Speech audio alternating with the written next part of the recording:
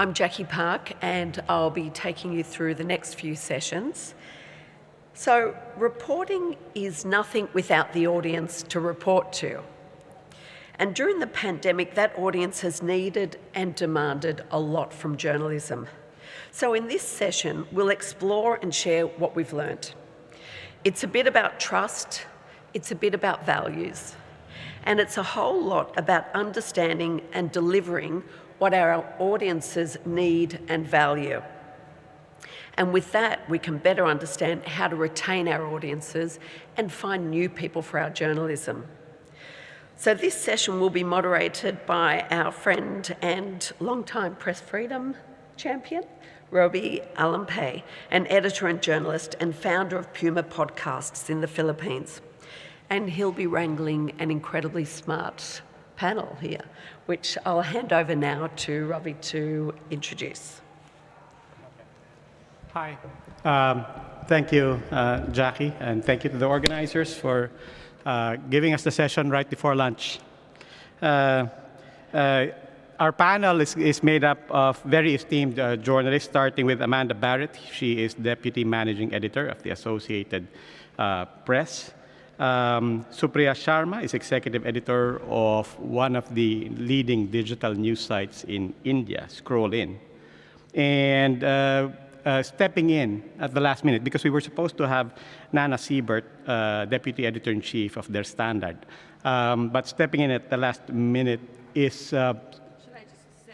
Yeah, go ahead, please. I'm Naomi Hunt. Hello, I work for Pro7 Puls 4, which is a private TV group in Germany and Austria and in Switzerland. And I am Head of Transformation and Co-Head of Content Creation and Communication, which, yes. Okay, thank you very much. Pleasure to be here. Okay, so you're a hero. Thank you very much for stepping in. We'll just have a light conversation here, but I wanted to manage expectations a bit. First of all, the topic of our panel is keeping and growing your audience, and it starts off with a question: are you still there? Right? But the blurb also says the urgency of the pandemic drove a news boom that many translated to reader revenues. So, first of all, I wanted to check if that's true. Amanda, Naomi, and Supriya, was there a boom during the pandemic? And how much money did you make? I guess I can start. I'm Amanda. I'm so happy to see you all and so happy to be here. There was a bit of a boom for the Associated Press, I can say, because the whole world was covering one story. Yeah. And so everyone's attention was on what was happening with the pandemic. And so that enabled us to really focus in our efforts and be able to serve our clients. But that also meant for our own platforms that we got a lot more attention. So people started to look to us even more for breaking news around the pandemic, but also explainers about what was happening and why things were happening. So for us, there was a bit of a boom. It's tailed off a little bit now, but there's still continued interest, especially considering some of the big stories around the pandemic in the US and the spike that we're having. Okay. Can you hear me? I think our experience at the company was, from a business perspective, because we're a TV company, so we're mostly funded by advertising revenues. And so, of course, the corona brought with it, the lockdown in Austria brought with it an initial sort of crash in the advertising market, which is a huge challenge because at the same time, our viewership was increasing rapidly. People really needed news. They also need entertainment. There were a lot of things they wanted to know about and see and watch. So there was a sort of initial challenge there, but I think very quickly the market discovered that people are tuning into television and to streaming offers and to news in general more than ever before. And so that really quickly bounced back for us. Okay. And Supriya? Well, there was a news boom, but revenue boom, not for us. What? Well, I'd love to hear if anyone in the audience has a story of revenue boom as well. So to be clear, because we do have to make a distinction here, because Supriya is a startup, independent, in a very, very challenging market. I mean, AP, never mind AP. I mean, that's as legacy as you get, right? And certainly the model is very different, scale is very different. Naomi, I imagine that my impression is this is a major news organization. But Supriya, you're saying, notwithstanding a boom, you didn't make money. I wish we did. You're still struggling. Well, most independent news organizations in India are for a multiplicity of reasons. Okay, so that's a no. So that's a yes, rather. Well, I don't want to sound entirely pessimistic because reader revenue is definitely growing. It's obviously not growing at the pace that we need it to. Okay. So it's not all gloom and doom, but it doesn't anywhere sound as rosy as the blurb made it out to be. Okay, that's. I just wanted to say that's very good to hear, because I think a lot of people here are wondering. The topic here is supposed to be about how we cashed in on the pandemic. It's good to hear that nobody's cashing in on this pandemic, and we are all still on the same boat. The other thing that we're all still on the same boat is, therefore, the question that I wanted to isolate, which is the topic given to us. How do you keep and grow your audience? And more specifically, that initial question, are they still there? Now, to make a distinction, yesterday there was another panel. The people there are here. The panel was about how do you break through in the attention economy. And I don't know about you, Amanda, but that seemed to me like they were writing off the platforms that you're using. These are people that are saying, we're on WhatsApp because a website is not worth it anymore. I'm on YouTube because I can monetize that better. And we're using all of these new platforms on OTT, on messaging, and so on. But as platforms that are still traditional, and ironically, even for digital media, there is such a thing now as traditional digital, right?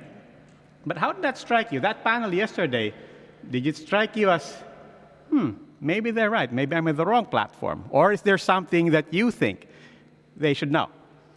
I was intrigued by the different things that they were trying, but I'm not sure for my company how some of those ideas would work. We are a legacy news organization, and so every time we embark on putting our information on a new platform, there's a very rigorous process to think through what exactly is the right approach, and will it be successful? And so for us, the mobile phone is huge for us. A lot of mobile audience, but there's still a significant digital audience for websites because people are at work. What are they doing when they want to take a break? They're reading the news or whatever. Yeah. So I am intrigued by those efforts. I just don't know that some of them are for us. But I will say that there is still a significant audience for mainstream media. If you look at our alerts, if you look at our click-through rate on some of the alerts, it's definitely there, and I don't know that we could just write it all off. Yeah, I know that broadcasting is still, of course, very, very viable. It's still very powerful. I want to skip to Supriya for a bit. Supriya, is the website dead? Not at all. Yeah. I mean, we get 10 million unique readers, visitors every month. Yeah. And that's a small number in a country of 1 billion plus people, but by no means in absolute terms small. Okay. But I'm just intrigued when you say, Amanda, that you do have these discussions about new platforms as they come up. But how long does that take? I mean, especially for an organization like AP, I'm imagining we won't be seeing you on TikTok anytime soon. How long does it take? Because this is something that I'm sure a lot of people also can relate with. By the time they figured out Facebook, more than a decade ago, people had moved on to Twitter. And then when they had moved on to Twitter, people were trying to figure out 9gag and Tumblr. And by the time that figured out, both of those sites were no longer there. But how long does the process take for you to even consider, do we try that? You heard about WhatsApp, you heard about all the new things that they're experimenting with. But on the one hand, you have to be fast. On the other hand, I understand for an organization, you have to be very deliberate. What's the process and how long does it take? And do you think it's too long? So there's kind of two tracks of work that we're doing. So I manage a team that is involved in news coordination, and we do a lot of customer communication.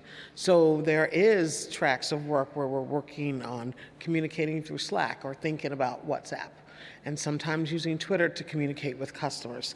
And then separately, I run a digital news team that is looking at how we curate for Twitter or Facebook and Instagram.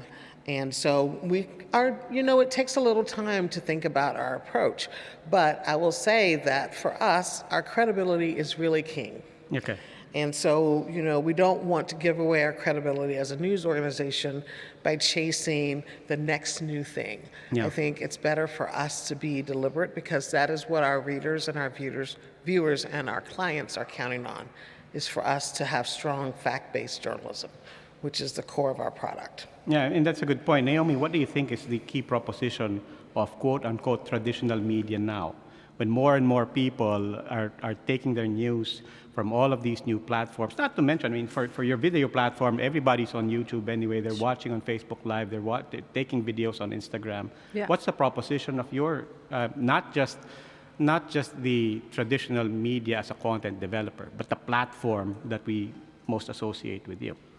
Right. Well, at our company, just to clarify, so we have 11 TV stations, and one of them is a 24-hour news station, Okay. and some of our other flagship stations also, of course, carry news as well.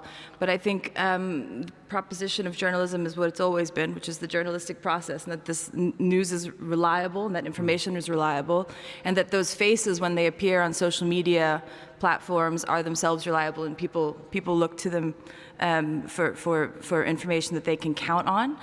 Something that we deal with all the time is, of course, how we reach new audiences, and in particular how we try to get people in the younger generation who really have grown up using social media as the first place where they find news and where they find entertainment, and how you kind of teach them that there is a difference between information that's coming from a reliable journalistic source and information that's coming from their uncle, right, and from a Facebook meme, but that there is a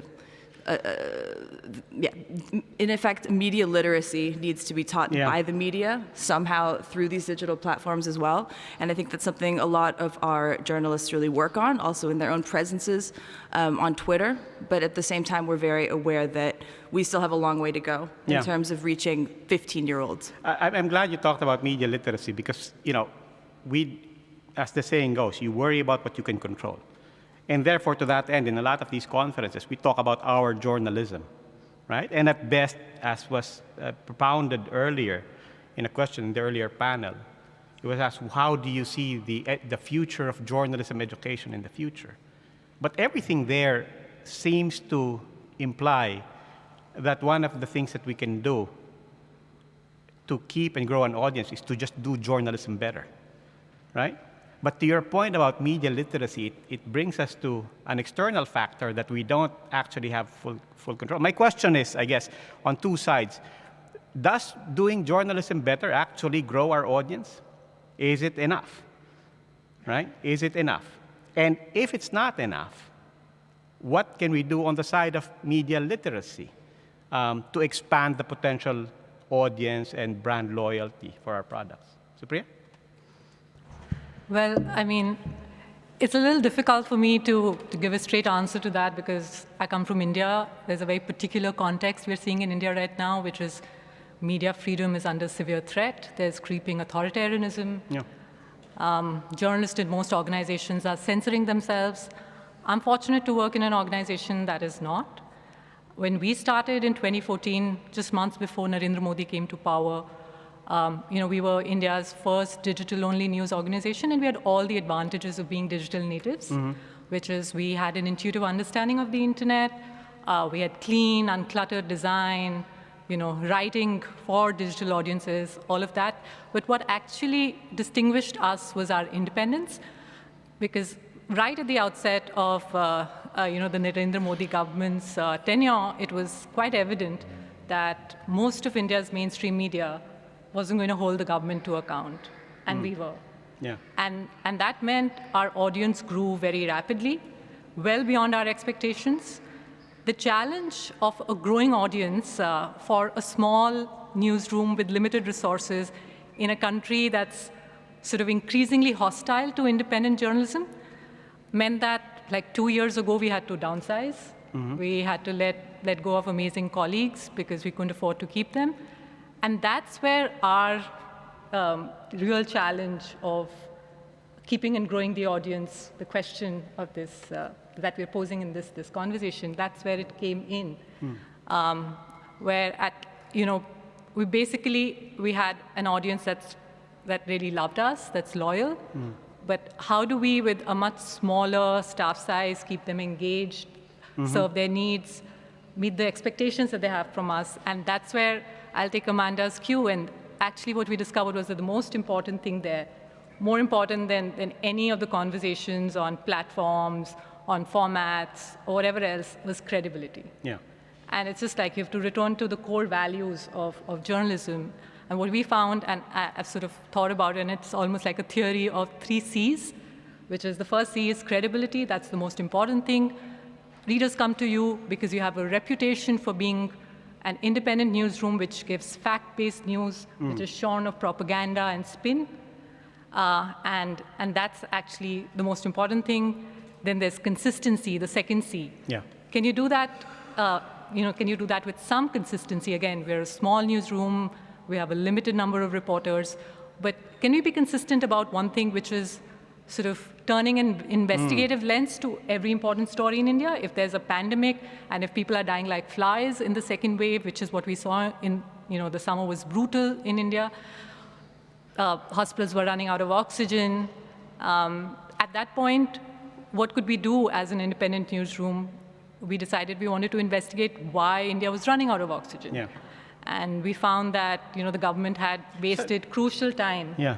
But I imagine, therefore, apart from having a small staff and the limitations that come with that, but also the focus of, as you said, can we put an investigative spin on every little thing? That also immediately has an impact on the amount of content that you produce. And that takes a lot of resources to do something like that with a focus.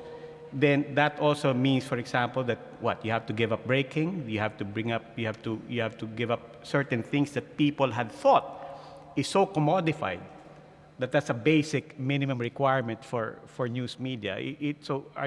I would disagree. Again, in the context of a country like India, breaking news is very important. Okay. To be able to deliver what we think is commodified news, but to sort of deliver it in a way that it's fact-based, it's shorn of official propaganda, is a major news function. And all through our rough times, the one thing that we didn't ever abandon was serving the news that people come to us for. And that's where I said that credibility comes from being able to give the reader the news that they're looking for. Yeah, the 3 C's, as you said, the credibility, the consistency, and the third is creativity. And the creativity. So your most loyal reader, someone who just loves you to bits, will also not just stay with you if you're just going to be producing everything in a way that's tiresome and tedious. Yes, and to that point yesterday, Amanda, and this is something I think that Supriya was prompting, this conversation also came about with the two of you making a distinction. In the title of this session, as we said, is keeping and growing, right? But you made a very good point, and Supriya as well, of there's a distinction between the mission to keep and the mandate to keep an audience and the desire to grow an audience. And you were saying something about, I'd rather keep than grow. I actually think that keeping is very important. For us, we try to, in our B2C world, business to consumer world, we try to funnel people through our newsletters and our alerts and grow an audience so that they come to our website and they spend time there and they stay there and they come back. But I do want to speak to your larger point about whether or not doing journalism better helps us grow audiences. I would say that better also means being more inclusive. For us, I've been leading an effort around inclusive storytelling. And for us, that means really highlighting the voices of people who have traditionally been left out of our coverage, showing different kinds of perspectives of people around the world who don't necessarily get heard. And I think that by doing that, you're also building audiences because you're appealing to people who haven't seen themselves. You know, one of the jobs of the media is to accurately reflect the world as we see it, as it actually exists. And we have not always done that. People like me have been left out of coverage. And I think that, you know, by really focusing in on bringing in new voices, that is another way that we can keep audiences and build audiences. Because it's not just those people who are, you know, aiming to see themselves, but many other people learn from those stories. And that's also part of our job that we have sometimes neglected. Yeah. Naomi, what does being more inclusive mean for you and the coverage of your organization? Sure. I mean, I think being more inclusive means the people that you speak to and the people who work in the newsroom and the people who work in the company, as diversity and inclusion has to affect both the way you work in-house and the way we appear on air at our company in our particular case, and the way we select which topics we want to bring up, for example, in talk shows and places like that. But to the point of keeping and growing audiences, a question I have, I wish I had a great answer. A question that I have is I wonder if as media companies try to reach new audiences, which may be in different platforms and they might be in different spaces, whether that's TikTok or Instagram, whether or how we think about whether we need to change our business cases and business models for the way that we maintain that financial stability that allows us to produce really quality journalism and quality entertainment at the same time.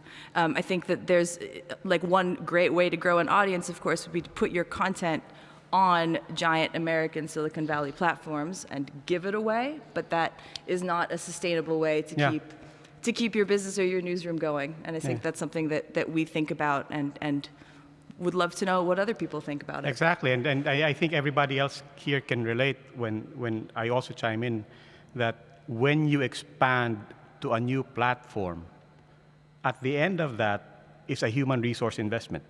Right? There was a time when we all said, well, why don't we all just tweet, right? I mean, all reporters start tweeting. You have a phone, it's free, go ahead and do it.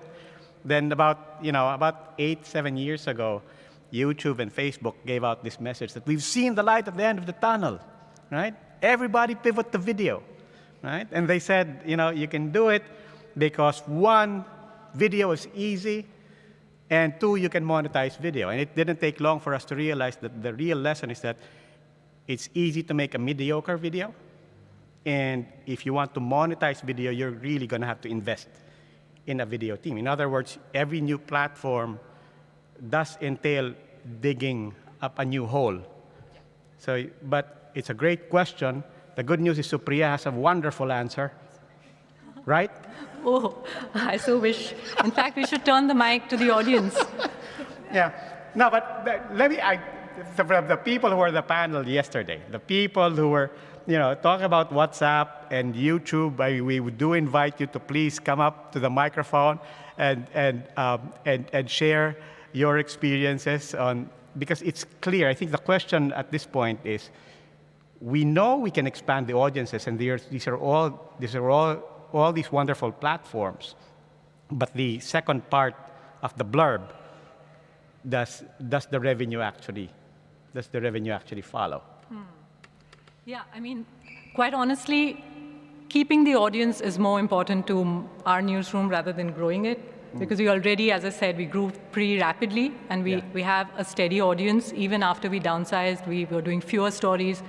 It didn't affect our traffic, but it's much more the challenge of ensuring that translates into revenue.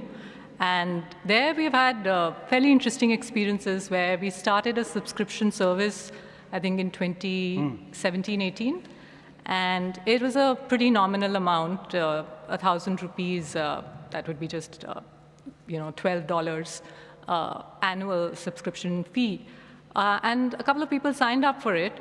But it was actually in 2019 when there was a lot of upheaval happening in India.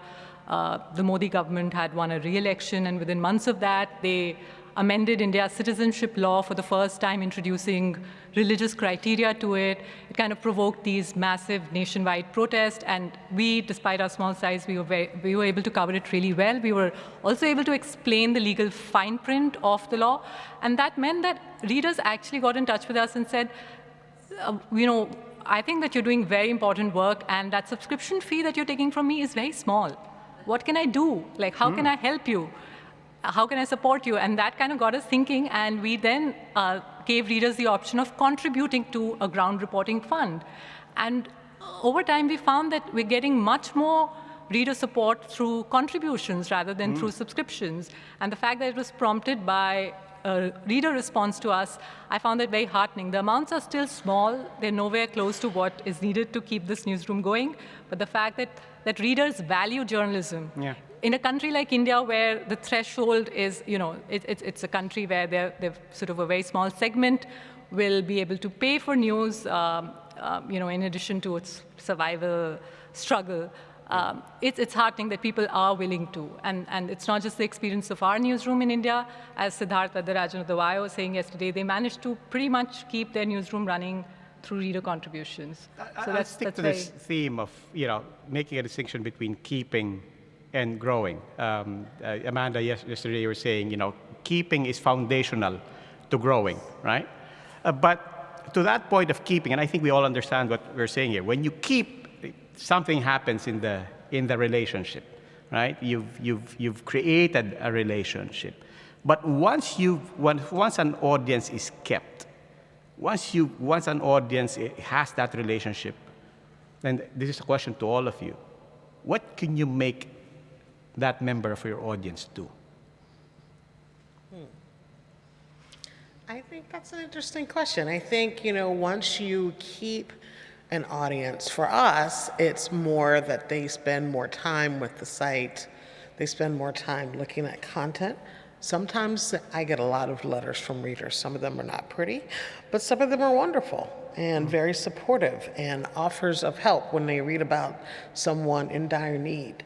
So I think you build on that relationship, and people start to want to participate in the stories that you're doing, to figure out how they can have a place in the journalism, which is really awesome, because all in all, it's not only us reporting, but it's the people's participation. We're doing it for them. And so the fact that they want to participate is really special and inspiring. Inclusivity begets more inclusivity. Yes. And it's now more active. But to your point, Supriya, can you make them give you money?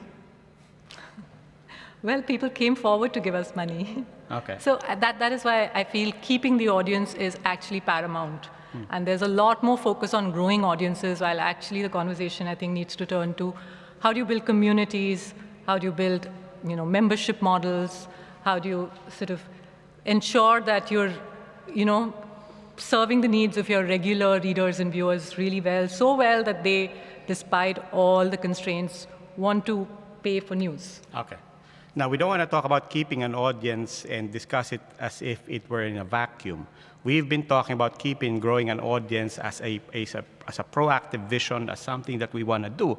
But Naomi, I imagine that, especially during COVID, we all felt it, right? There's a rearguard action as well going on against fake news, against trolling of journalists, and so on. First question is, does all of that, the toxicity of online and social and trolling and the ubiquitousness and the power of fake news, apart from discussing growing an audience, does all of that have an impact on actually keeping a lid on our growth? And have you actually felt a decrease in audience, whether it's in moments or in the big picture, because of all of these overwhelming forces that we haven't figured out yet? No. I don't think that's my experience. I don't work directly in our newsroom, so it would be interesting to know what our chief editor there would have to say about it, but that I don't think has been what we've observed at all. If anything, people were engaging more with media, I think, than they had been because they were home. I mean, they had their cell phones out, they had their TVs on, they were reading things, they were engaging with things, and I think that's part of the keeping an audience as well. Is you recognize that you're keeping an audience if they're engaging with the content that you're producing. And we see every single member of our audience as a potential multiplier for us. The more they engage with our content, the more people see that, and the more people then engage with it themselves. Supriya, you talked about the context in India being peculiar in many ways. What about for you? Well, there is a lot of toxic abuse on social media. Journalists are constantly targeted. It's venomous, and I think most of us have learned how to cope with it. I guess that's the flip side of community, right? I mean, you're building community, but then there is also there are going to be troll armies that you'll have to deal with. So the same social media that brings you a lot of support will also bring you a lot of abuse. And I think there is just no other way to deal with it but just sort of take it in your stride. And I know that I don't want to make this sound like it's kind of casual, but like that is what it is in the life of a professional journalist, especially a woman journalist in a country like India. But Robbie, we've been talking about the pandemic and audience, and you've been telling us about your experience with the podcast. Yeah. And you started right at the outset of the pandemic. Just before, about a few months before the pandemic, yes. Tell us the story. Okay, thank you. No, so I have my own startup. We do podcasts in the Philippines and Southeast Asia. To make a long story short, the model is built around production, not on the content. So we offer production services. And then we use the client base to subsidize the journalism that we do own and that we do. Now, make a long story short, when we started, well, a little more than a year before the pandemic, the listenership was about 1,000 per month. Maybe 500 of that was me and my family and my kids. But last month we did 50,000 streams in 1 month. This month we're going to do 70,000 streams. And one thing that we found about audio, not podcasts, because really podcast doesn't mean anything. It's a distribution strategy. It doesn't speak to a genre. But one thing that we found about audio is that for the audience, one, it's isolated from even social media, right? Because the best, as you all know, the podcasts that you really love were all by word of mouth, right? Introduced by your friends and so on. And the other thing that we also found is that you have journalism, you have breaking, you go in depth, you offer analysis, but the biggest value that we think audio has given to our audience is reflection, which is totally apart from breaking, totally apart from analysis, and therefore you assume that by the time they listen to our podcast, we did a 6-part documentary, for example, on the war on drugs of President Duterte. By the time they listen, they know everything about Duterte. By the time they listen, they all know the numbers. So we really couldn't offer anything new. But what we offer them is the experience of just reflecting together. And it comes with hearing a mother. I mean, the first time you hear that voice and hearing different accents from the Philippines, because we speak many different languages, and you're not hearing it in the English of news. You're not hearing it through an anchor. You're hearing. So that's something that we've found, and slowly but surely, and during the pandemic, there was a boom in our case. Yeah. Was it a revenue boom? I wouldn't call it a boom, but yes, definitely there was a revenue growth. But I do have to manage everybody's expectations. Like I said, that's because our model is built on client service. It's not on monetization. So the first thing I tell a potential client is, let me manage your expectations. We're going to produce a podcast for you, so for this much, we're going to walk you through it. We're going to hold your hand. But you're probably going to hear about 1,000. You're going to probably get 1,000 listeners in a year, right? And the first people who will listen to this are you and your team who signed off on this project.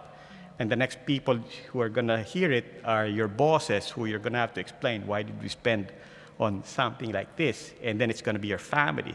But what we have to promise is precisely to your point, the creativity, the consistency, to tell a story. And it really goes to the value of keeping an audience. And we didn't expect that. We thought the growth would be 1,000, maybe 2,000 next year, maybe 5,000 the next year, but it really is a kept audience. Yeah, I mean, in India, we don't have very many good news podcasts, and this year we are hoping to start one, a weekly podcast to start with called Big Story Explained. Mm-hmm. And that just sort of, again, underlines the importance of creativity. Even in all the constraints that we face in the environment that we're dealing with in India, we're still trying to push the boundaries as much as we can to do what more we can, like just basically sort of think afresh how we can tell stories. Yes. And in that, it does seem like audio is a new frontier to explore. Yeah, but one thing that I also want to share is that the big part of our investment is not just the production, but trying to educate not just the audience, but educating the clients and the sponsors. First thing is we tell them, don't ask us about CPM, because that absolutely kills my model, right? If you ask me about how many tens of thousands of listeners, then it's over, right? And if you ask me how can you convert CPM on Spotify or Apple to that, it's over. You'll have $1 at the end of 1 year. So we have to educate them that the value is inversed. But let me bring it back to you, Amanda.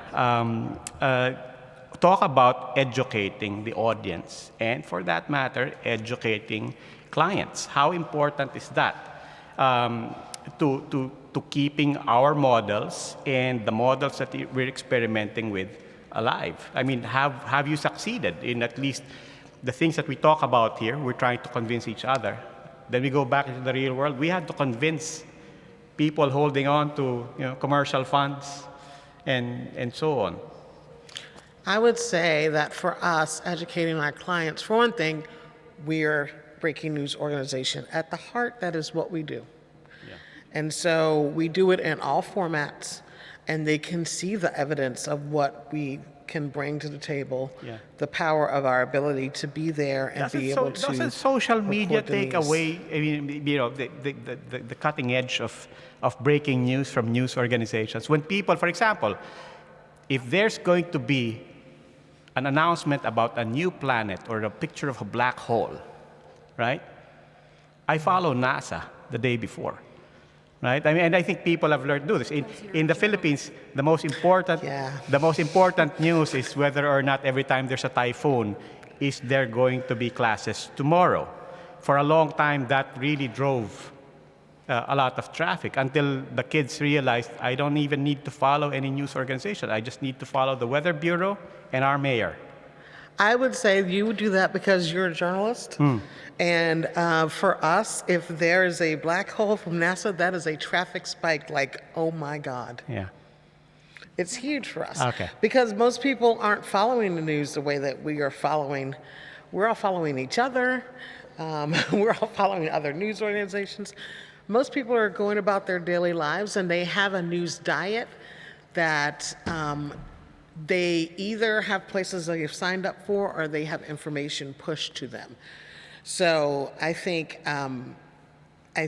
we have to stop looking at this solely from our perspective and see it from their perspective. And I would say to the question of how we educate our audiences, for us, it's also been about news story forms. We discovered, especially during the election between Donald Trump and Joe Biden, that people had questions that they wanted answered right in the moment.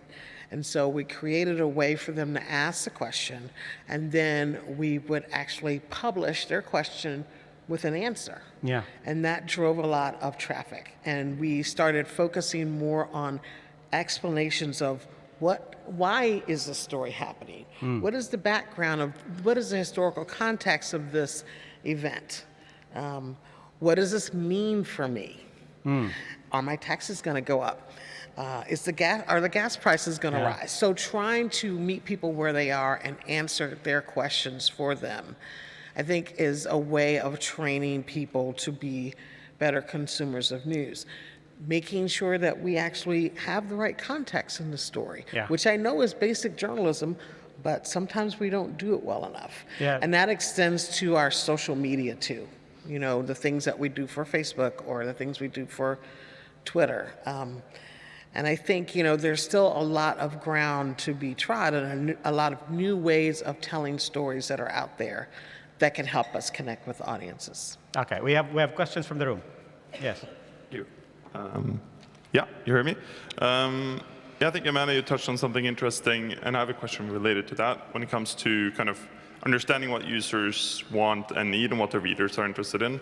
So when it comes to the question about how do you keep and grow an audience, kind of getting back to that, there was a question, does doing better journalism help us grow our audience? And then the question becomes, journalism for who, right? And who are we talking about? Who are these users that we are doing the journalism for? So my question kind of revolves around that. So you said, well, it starts with broadening our coverage to sort of address new audiences. How do you figure out how to broaden that coverage? What kind of coverage are you broadening, and who are you serving with that coverage? I think just a reflection is that a lot of times when newsrooms say that they hear from their readers, those are readers who actively decide to get in touch. So that's an email, that's a letter. But what about the minority of less engaged users who we need to engage with in order to grow? How do we figure out what their needs are? A lot of times we hear from the very active majority. So I'm curious about that, and I think one thing that we've found in Schibsted as well is that when we analyze the data, when we try out new products, even the data, when you look at the quantitative data, that's also affected by that majority of very active users. So I'm just curious to hear how you work quantitatively, qualitatively to reach out to those users that you need to succeed with in order to grow. Yeah, I want to start off with Supriya because I was just having a conversation with her during the break. She hates looking at analytics, but also because you come from a small newsroom with very limited resources. So I think the question is sharpest to you. How do you make that decision on, we all know the value of inclusivity, we all know the value of expanding and experimenting, but how do you make a decision given limited resources where exactly you expand? Well, as I said, for us, especially in the last 2 years, it's just been a situation of hunkering down and asking ourselves, what are the most important things that we need to continue doing? And there, it just comes down to doing public interest journalism. And I know it sounds amorphous and vague, but you have a fairly good sense of what are the stories that the mainstream media in India isn't telling. And you know that your job as an independent newsroom is to focus on those. Amanda, you touched on this actually earlier on when you said that it's a very deliberate point within AP, right? You don't just pivot an entire organization and say, okay, we're going to try this new platform, and there's a whole process that goes into that thinking. Tell us about that process. I mean, and basically, I think that's the point. How do you come to a decision on, okay, we're going to try that platform, we're going to try to target that audience as well? So let me step back a little bit and say that when we are talking about coverage decisions, what we have expected and what we have created is a team of what we call inclusion champions. There are people from different perspectives. You call it what, the inclusion? Inclusion champions. Okay. So they exist on every team in the AP. And they're people of various backgrounds. And their job is to help their colleagues think about whose perspective is left out of a story, whose voices are not heard in the coverage of stories. And those are the people that we need to think about how we can reach them and how we can talk to them. Because to your point, the analytics will get the majority and will get the majority perspective. But we need to zero in on the people whose voices have not necessarily been contained. And then for when it comes to deciding, how we are going to reach new audiences, we really go through a process where we look at the platform that's in question. We talk about what does our presence look like on that platform, and then looking at the numbers of engagement or looking at the audiences that go to that platform, what can we do to tailor some of what we do to meet them where they are? Okay. So I think, for us, we are limited in resources. Yes, we're a big organization, but, we only have so many resources too, because most of our people are out covering the news. So we have to make really hard choices about what we're going to think about. And right now, TikTok is not on the menu. But it is a serious question, to everyone. I was expecting that somehow someone would bring up TikTok. And really, I really was just wondering how it's being used in newsrooms. But we have other questions from the floor. Yes. Here and then there. Okay. Traditionally, we measure and know our audience from audience surveys. But with the digital tools, you only get the Google Analytics and figures. So given the digital gap and the issues with digital literacy, as we just discussed, many people are left out and we don't know about them. So I'm curious. I come from an organization that mainly works through radio, and radio remains a key media for many people because it is accessible, it's cheap, Yes. and it's really a democratic media in a way. But it's forgotten from the landscape and from this panel. But I want to know, how do you measure and know your audience from just a digital point of view?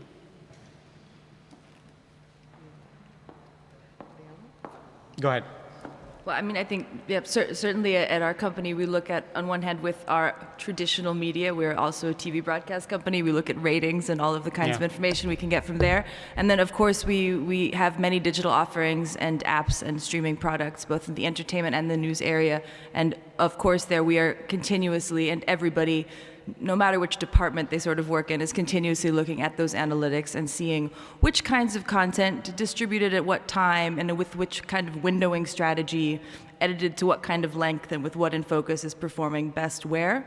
And we try to build in a sort of analysis of that into all of our work. But I think to sort of a larger point that you were talking about earlier about the quality of the content that you distribute, I think that is huge for us. Our company, we just launched our sustainability initiative earlier this year, and it's sort of very clear to us what we need to do internally. We need to reduce emissions, and we need to hire more inclusively. But the big question is what are we doing on air? And I feel like in our news area, we're expanding, of course, all the kinds of reporting that we do on sustainability in the sense of the SDGs more broadly. And we're looking at what we can do in terms of entertainment content as well. And I think that's where, in terms of reaching audiences, we always have the interesting question of how do we make things that are in the public interest? You mentioned public interest journalism. How do we make those things interesting to the public at the same time? And I think that's the struggle is real. Yeah. Creativity. We have time for just one last question. Yes, sir. Amanda, you were talking earlier about creating traffic, and one of the ways in which you do that is to take questions from the audience and provide answers. Who would provide the answers? Thank you. So our reporting staff was providing the answers, particularly around the election. It was the people who were involved in the election calls and actually reporting on what was happening on the ground. And that's typically how we do explainers. The people who are in the field who are doing the reporting are the ones that would be answering the questions. The answers come in the name of AP or in the name of individual reporters? Both. Typically our stories all carry a byline, except in places where it's not necessarily safe for them to have a byline. But depending on the news organization, you might see the byline, or some organizations don't use our bylines. Okay, I'm saying we have to wrap up. Thanks again to Amanda, Naomi, and Supriya. Thank you, everybody. It's been a pleasure.